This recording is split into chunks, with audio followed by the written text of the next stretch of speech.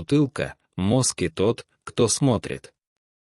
Есть такой момент, мягкий, едва уловимый, когда мир меняется. Не драматично, не с фейерверками или космическими сдвигами, а с тихим внутренним наклоном. Пара глотков, и вдруг свет становится теплее, смех звучит свободнее. Лица кажутся более понимающими, или, по крайней мере, более странными, но добрее. Шутки внезапно смешнее. Стены, уже не просто краска и штукатурка, обретают личность. Ты выпил, и все. Или нет. Потому что технически ничего не изменилось. Комната та же. Люди те же. Воздух не поменял свою молекулярную структуру. А все другое. Так где же произошло это изменение? Мы любим думать, что реальность стабильна, надежна. Как старый мост, по которому ходишь каждый день, неизменный, всегда на месте. Но если 100 граммов этанола способны перекроить восприятие, исказить время, усилить чувства и истончить завесу между страхом и эйфорией, может, реальность вовсе не мост, а туман. Может, это набор линз, о которых мы забыли. Бернардо Каструб сказал, материя — это то, как выглядит сознание. Всегда. Без исключения. Смелое утверждение. Но оно начинает звучать логично, когда понимаешь, как легко реальность сгибается под давлением внутреннего мира. Мы думаем, будто смотрим на мир сквозь окно, чистое стекло, объективное, нейтральное. Но на деле это скорее зеркало, отполированное памятью, ожиданиями, травмами, мечтами и желаниями. Мы не видим мир. Мы видим интерпретацию, собранную и отредактированную нашим биологическим интерфейсом. Органы чувств не передают факты. Они переводят энергию. Свет становится цветом, колебание воздуха — музыкой или гневом. Прикосновение становится любовью, болью или ничем, в зависимости от того, кто прикасается и какую память это пробуждает. Один напиток, алкоголь, психоделик или просто бессонная ночь меняет код. Он не добавляет новых данных во внешний мир.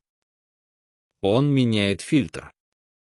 Станислав Гроф, исследователь измененных состояний сознания, говорил, что то, что мы называем реальностью, это лишь крошечный фрагмент общего сознания, фильтруемый, чтобы поддерживать иллюзию стабильности.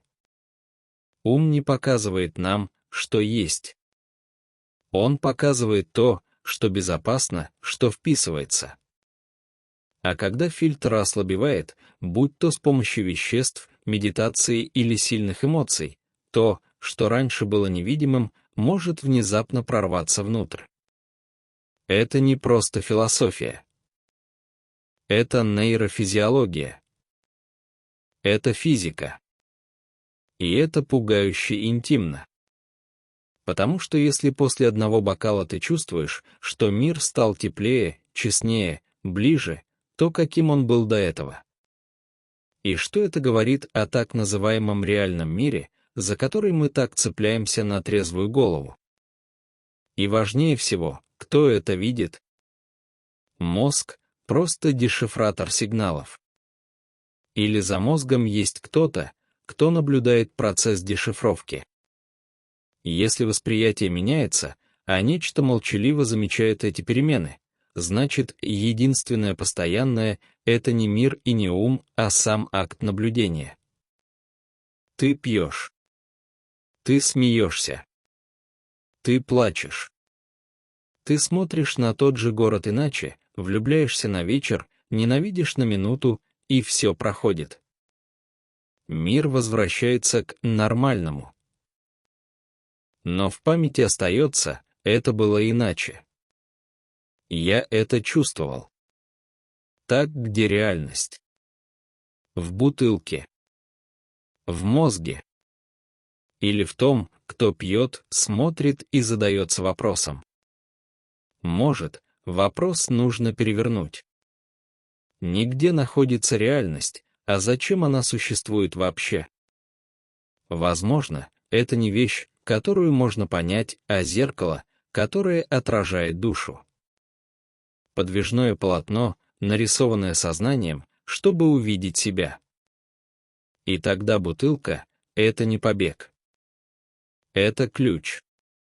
Не к истине, возможно, а к разрушению иллюзии, что мир когда-либо был устойчивым.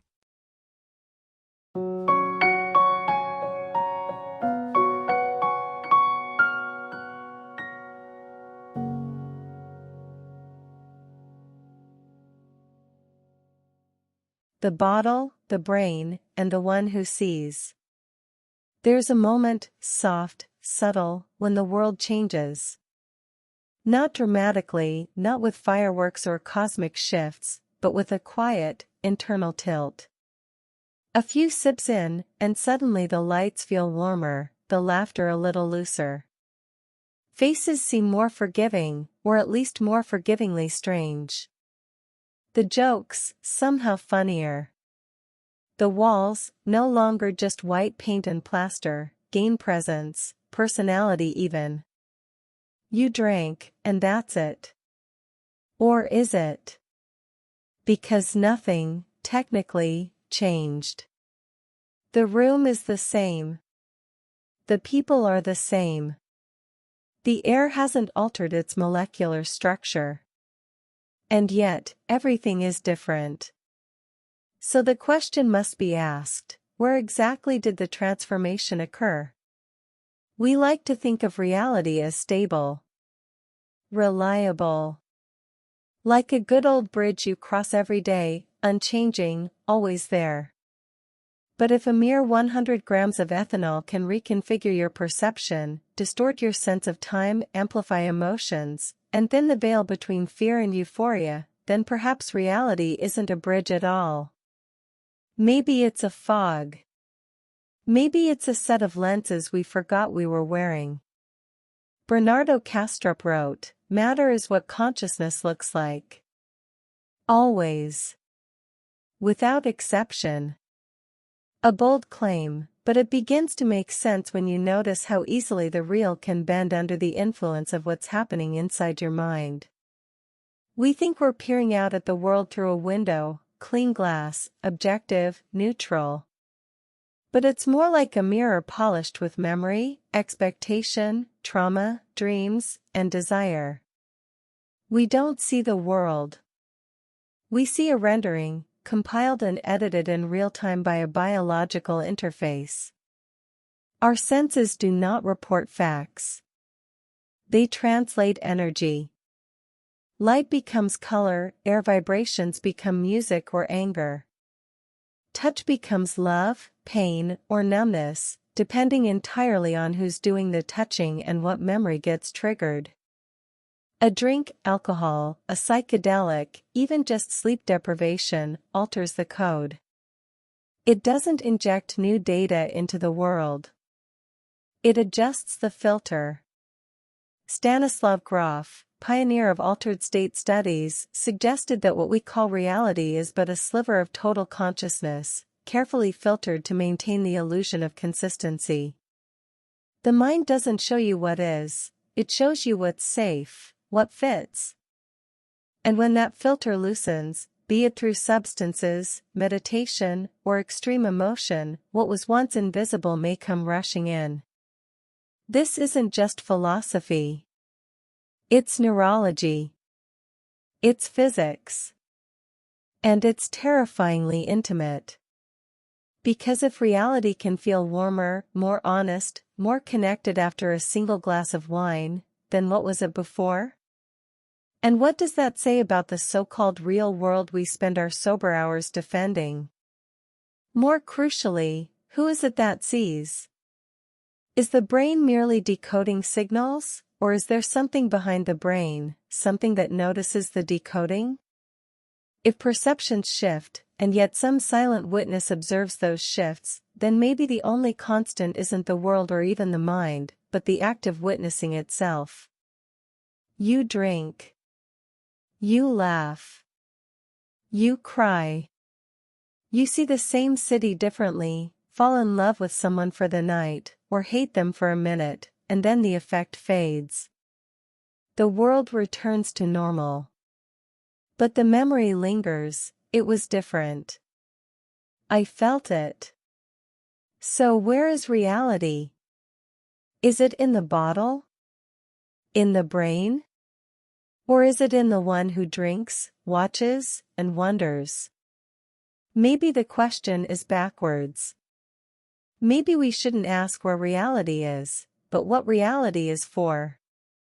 Maybe it's not a thing to be grasped but a mirror held up to the soul.